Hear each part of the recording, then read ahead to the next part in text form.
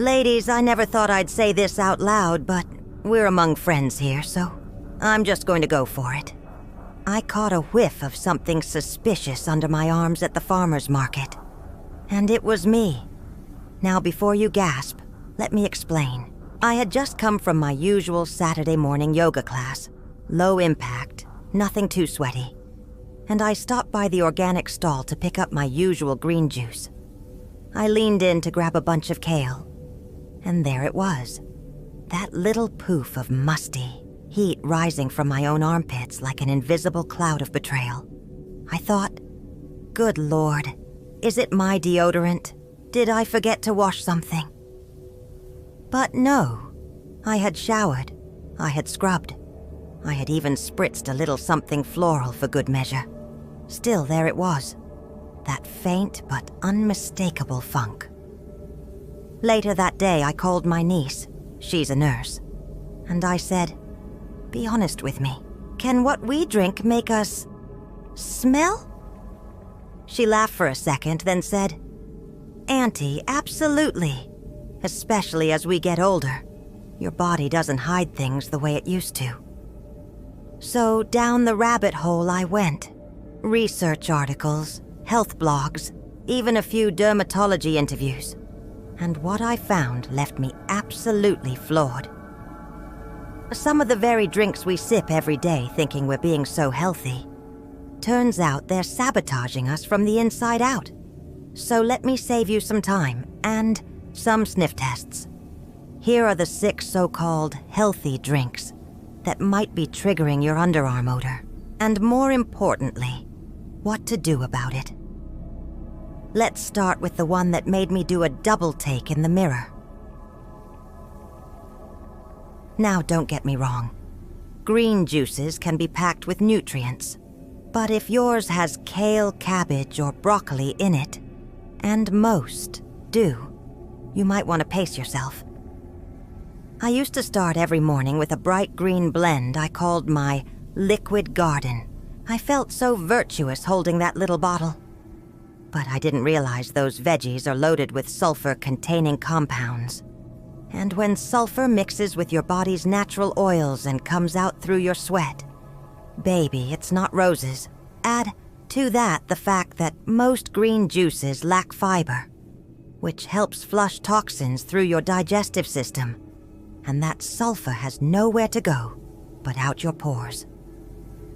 I still enjoy green juice, but I limit it to 2 or 3 times a week, and I make sure to include parsley or mint, which help with internal detox.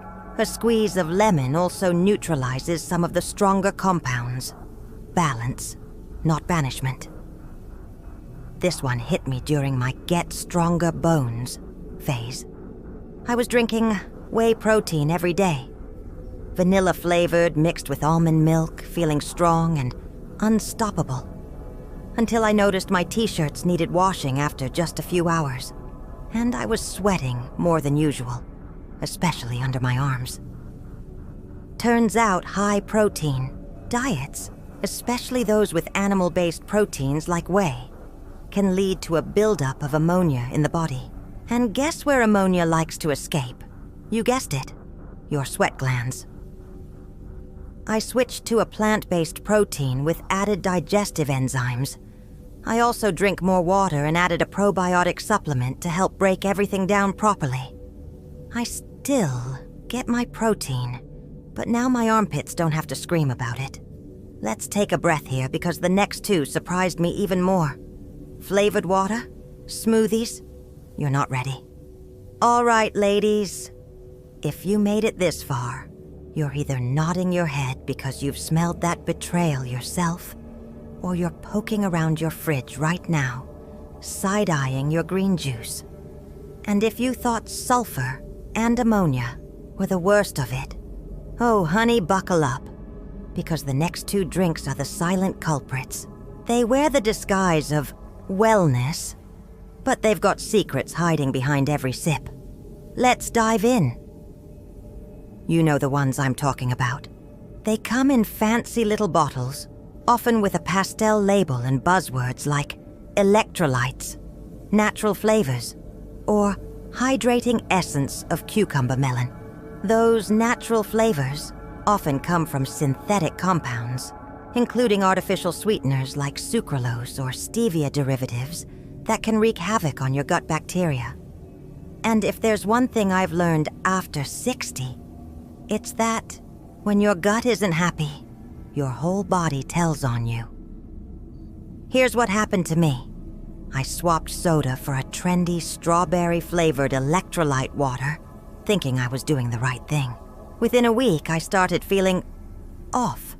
A little bloated, a little sour, and my underarms, spicier than usual, like something had shifted.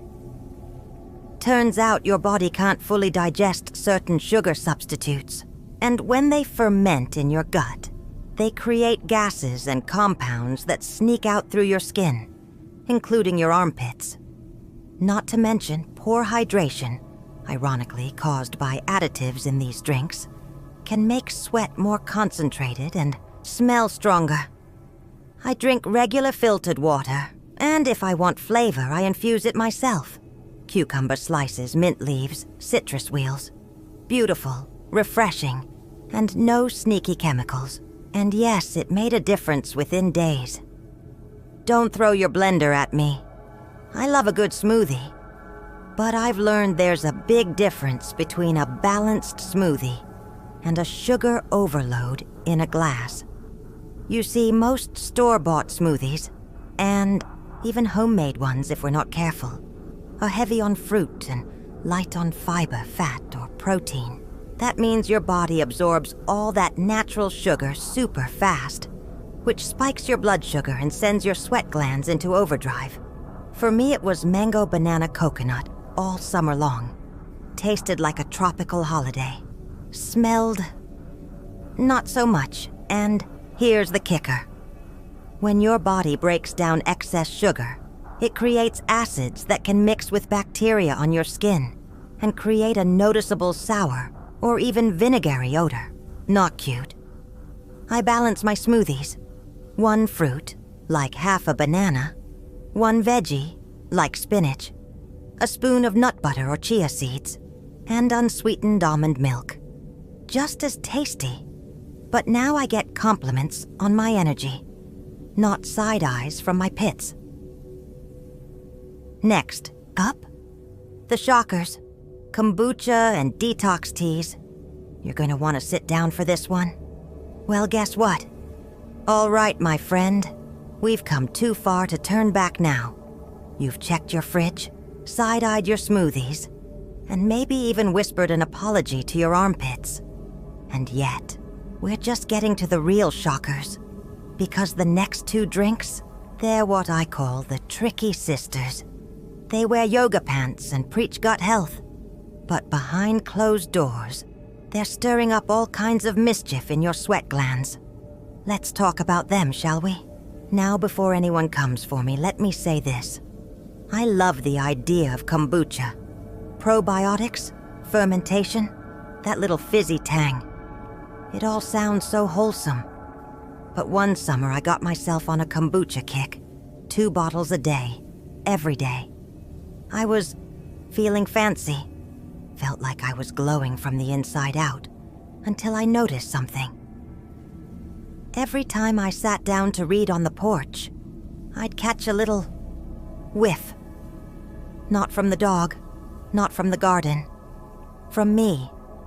And not just anywhere. Under the arms.